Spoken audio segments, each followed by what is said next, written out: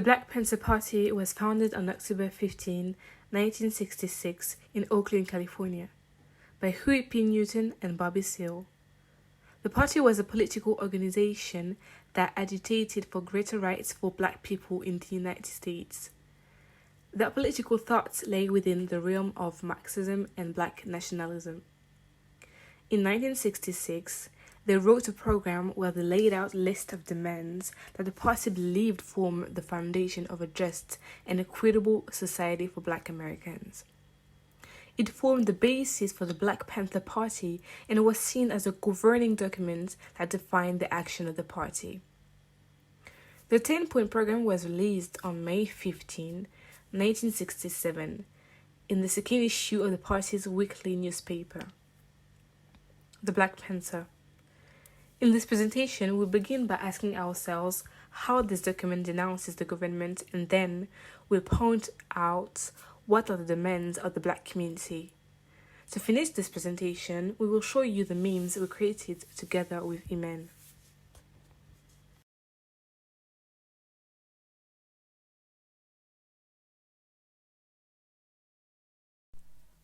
As we said in the introduction, in this document one of the main goals is to denounce the government and how they're still persecuting the black community and people of color in general. They denounce the government on many topics such as employment, law application, and social inequalities. In point 2, they qualified the government as responsible for black unemployment.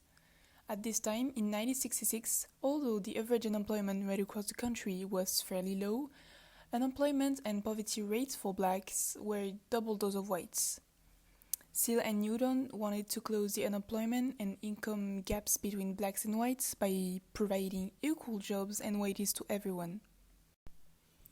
We made some research and found a study very representative of what is said on point 2.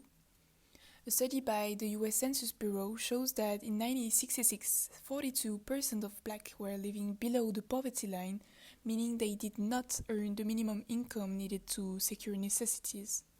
And among the whites, only 11% fell in that category. It really shows the huge gap between these two communities. They continue to denounce the government in point 3 by pointing to the fact that they still did not repay their debts to the black community.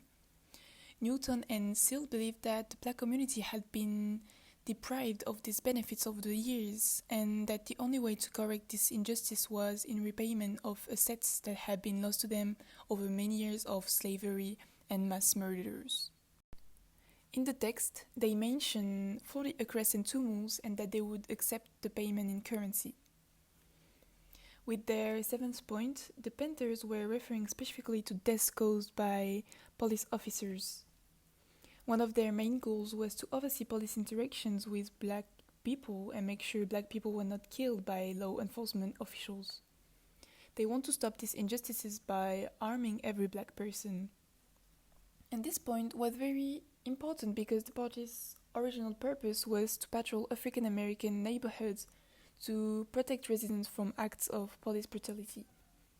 And the next point will show us the consequences of police brutality and justice. So, the point 8 condemned the government for being unfair in their judgments. A lot of black people were falsely accused by white judges and served atrocious sentences, sometimes even the death penalty. Some died while being innocent under the false testimony of these white judges. They didn't want it to be judged by whites anymore and claimed a POC court. As we can see, the community had a lot of issues to denounce, and they exposed their solutions to these problems in the following parts of the program. That's how we will jump onto the second part of this presentation, and where we will ask ourselves,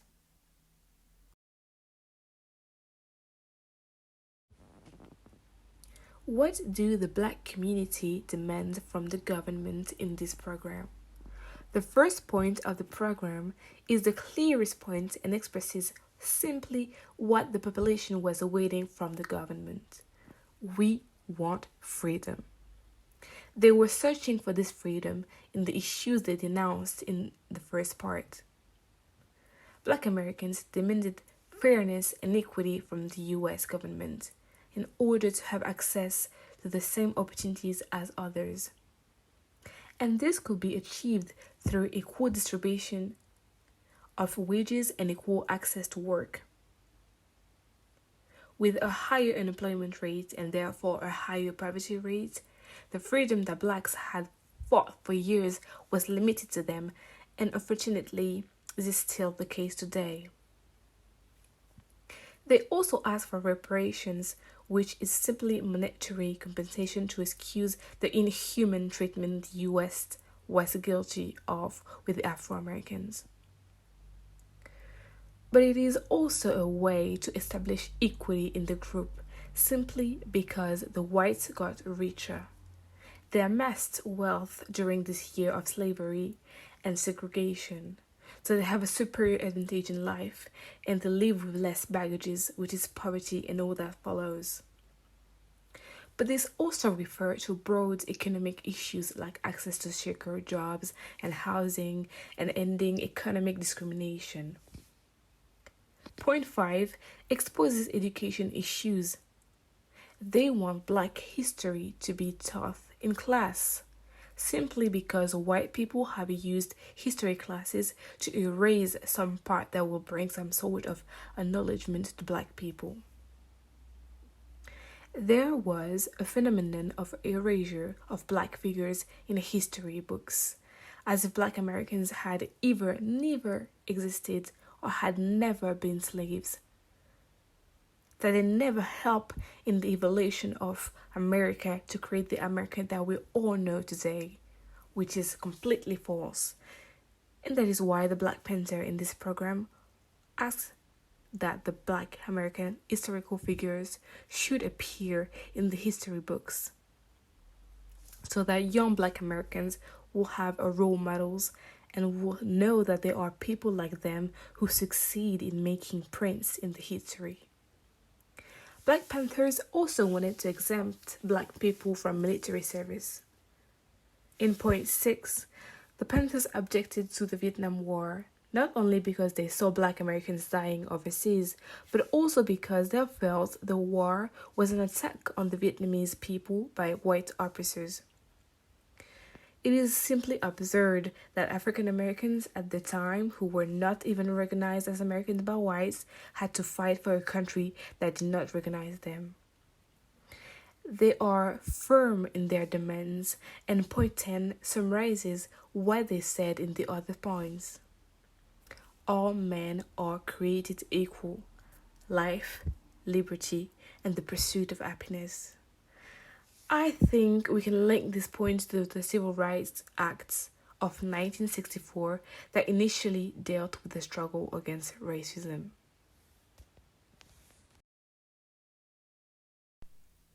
To conclude, we can say that this document is very powerful and that it symbolizes well the will of Black people to impose their rights as human beings. They don't want to be stepped on anymore. The Black Panthers, in the name of the Black community, decide to denounce the government that they qualify as racist and show that this government doesn't even follow the fundamental rights they gave in the Constitution. We can also underline the important fact that the policy's role is to protect the population and that the government's one is to give security and rights to its population, but none of these two fulfill their duty. We can say that most of the demands expressed in the Black Panthers 10-point program remain unmet. Despite all the persecutions the Black community experienced and the long fight they have led, it's sad to see there's still some social economy inequalities in the USA. As an example, police violence against Black people mentioned on point 7 is still as much of an issue as it was during and right after the civil rights movement. We can name George Floyd, Breonna Taylor, and a lot of others who unfortunately died because of racism. We'll be able to know more about this issue next week with the case of Rodney King. Now we'll finish this presentation by showing the memes we created together, and we hope you all found our presentation interesting.